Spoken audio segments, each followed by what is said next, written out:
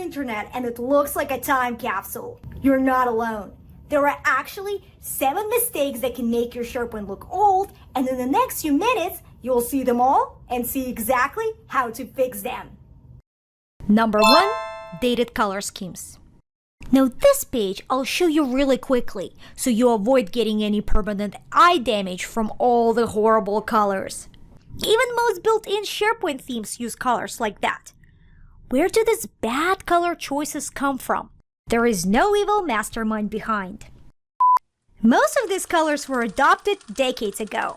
Back then, brand teams borrowed heavily from print design, and print had real limitations. Printers couldn't produce subtle variations very well, so brands relied on high-contrast, bold colors for clarity and consistency. Then, those same palettes carried over to early websites, where screens could only display a limited range of colors. So companies stuck with what they had, and we still see them incorporate brand guidelines. The problem is, on modern screens, those same colors can feel harsh and overwhelming. They can cause visual fatigue and literally feel painful on the eye. So what should you do instead? First, try to use those harsh brand colors sparingly. See how I minimize the harsh blue on my page? Second, if you can, change the background color from pure white to off-white. That will remove harsh contrast and you have less eye fatigue.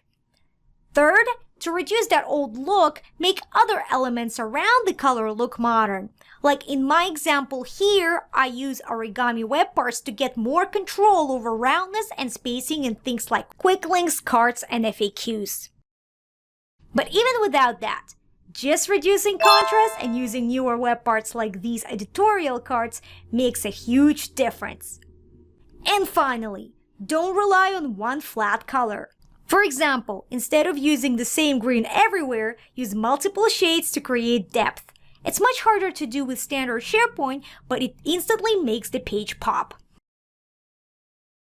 Number 2, too many widgets. Look at this SharePoint page. If I were to guess, it came straight from Grandma's junk drawer. It has just a little bit of everything hitting you all at once. This page design goes back to the late 2000s, when companies like Yahoo and AOL competed to be your default homepage. To keep you on their page, they crammed everything into it. News, weather, stocks, email, even horoscopes. Those days are mostly gone, but some SharePoint sites are still stuck in that era. And it usually happens for one simple reason. No one is sure what people actually need, so everything gets added. And the result? It overwhelms people, and ironically, they don't come back. So what should you do instead? Follow these 3 simple rules. First, prioritize. Put the most used things right at the top. This can be search, key tools, or actions people take every day. For example, if your page is kind of like a resource center, give people ability to search for resources right away. Or even better, here I have AI-enabled search banner that gives answers without users having to go through documents. Then, personalize. One of the biggest mistakes is showing the same content to everyone. Instead, target links by role, or better yet, let users pick which links they want to bookmark. And finally, categorize. Don't dump everything into one long page. Group relevant content by category, allowing employees to filter what they want to see. For example, for my news web part here, I can see 3 latest news posts, and I can either check another news category or go to the next page. Same for the calendar. Events are combined in a single calendar. You can select a date range and filter by location if you need to see more. In the end, this page has exactly the same amount of content, but it's way easier to use. Number 3, sidebars. Another relic on this page I had to borrow from a museum to show you is this blue right-hand sidebar. This comes from the time when screens were smaller, layouts were rigid, and websites tried to show everything at once. And back then, sidebars made sense. They kept navigation and extra content visible without relying on scrolling. But today, the way people use the web has completely changed. Mobile matters just as much as desktop, And sidebar section like this one doesn't work well on mobile. If I open this page on mobile, this section with all its links gets pushed all the way to the bottom, or pushes the main section with news to the bottom. So the thing you wanted people to see first is now the last one to show. So what should you do instead? Stack your content. It's easier to scan, looks cleaner, and backgrounds can actually flow across the page instead of being cut off. But the best part is that this design works perfectly on mobile. Everything fits naturally on the screen instead of forcing users to scroll back and forth. Number 4, Boxy design.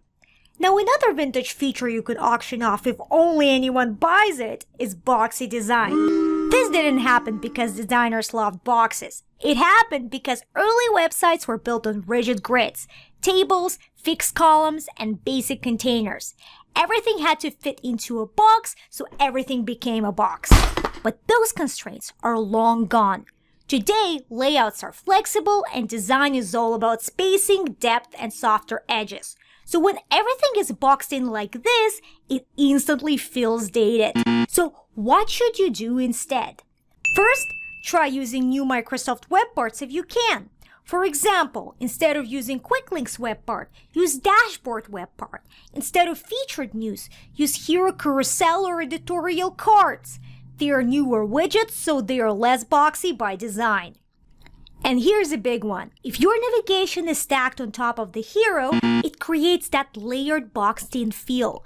Instead, blend it into the hero so everything feels like one cohesive section. Here I'm using Origami to get a bit more control over that, but the main idea is to avoid those harsh transitions. Number 5, busy background images. Now this page comes straight from the disco floor with all the glittering background sections. Background images and sections are supposed to be a new thing in SharePoint. So how did we come from something new to something we should avoid? Let's rewind. Old intranets were plain. White background, rigid grids, boxes everywhere. They felt like tools. But users wanted something that feels more like a website. Background images felt like a perfect mix. They made pages feel alive and gave Intranet a personality. So Microsoft introduced section backgrounds. And this is when page design started to get wild. Instead of making Intranet pages look modern, they made them too busy and hard to read, only adding noise and distracting from actual content. How about this redesigned version of the page?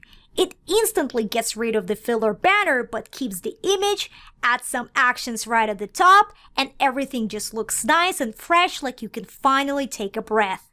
You'll notice I used off-white background instead of harsh white to soften the page. Sharp contrast really hurt people's eyes. And for places where I use images inside of the components, I make them separate from text so my text is readable. Number 6, banner with no function. What's worse than staring into a concrete wall? It's staring at the banner that does absolutely nothing. Big image, nice photo, zero purpose. In the mid-2000s, companies realized something important. If you give users 30 links, they just get overwhelmed. So the declutter era began. Apple's design and aesthetic started to take over the web. Clean layouts, tons of white space, one bold image. It felt premium and trustworthy, and everyone copied it. Yay! But here's where intranets went off track. Apple uses banners to sell a product, highly produced, carefully lit, designed to impress. Most intranet pages, the banner is showing a stock photo of a person in the office. And now that giant banner is doing two things, distracting from what people actually came for, and taking up the most valuable space on a page. And if it never changes, it starts to look like a billboard on a highway that you ignore. What to do instead? Keep the banner, but give it a job. Turn it into something people actually use. Add quick links directly inside it. Feature important updates, or make it a search hub. For example, a search banner instantly becomes useful, especially if employees can just ask a question and get an answer. Or if your intranet is more news-driven, turn that space into a news carousel with quick links. Same space, but now it actually earns its place. Number 7, filler content. Filler content is like a movie set. It looks good, but none of it is real. We've all seen pages like this. Images for the sake of aesthetics, blocks of text probably written by chatbot, but when you boil it all down, this page is literally just 3 links to 3 different pages. What a waste. And this is actual SharePoint page template from 2025. So why does it look old? Because the moment employees land on vague generic content, they assume one thing: this site isn't maintained. And here's how it happens. Site owners who build sites don't always know what content will be on the benefits page, for example. So while waiting on HR, they create a placeholder page to make it look complete. Now the content comes back, it's less than what we expected. We thought it'd be 4 pages. Turns out it's more like 1.5. But we already spent time making all these pages. So what do? We spread a thin layer of actual useful information over 4 pages we already have. So how do we make things better? The key is to make sure your pages are actionable and give employees what they came there for right away. You can consolidate several pages under one umbrella like I have in this example. Here employee benefits are grouped in this tabs with cards component on a single page. Employees can switch between tabs to quickly see what other benefits the company offers. The page still looks great with some images at the top, but they don't dominate. So there you have it, 7 mistakes that can make your SharePoint look old and how to fix them. Hope this video gave you a few ideas for your SharePoint site, and I'll see you in the next one.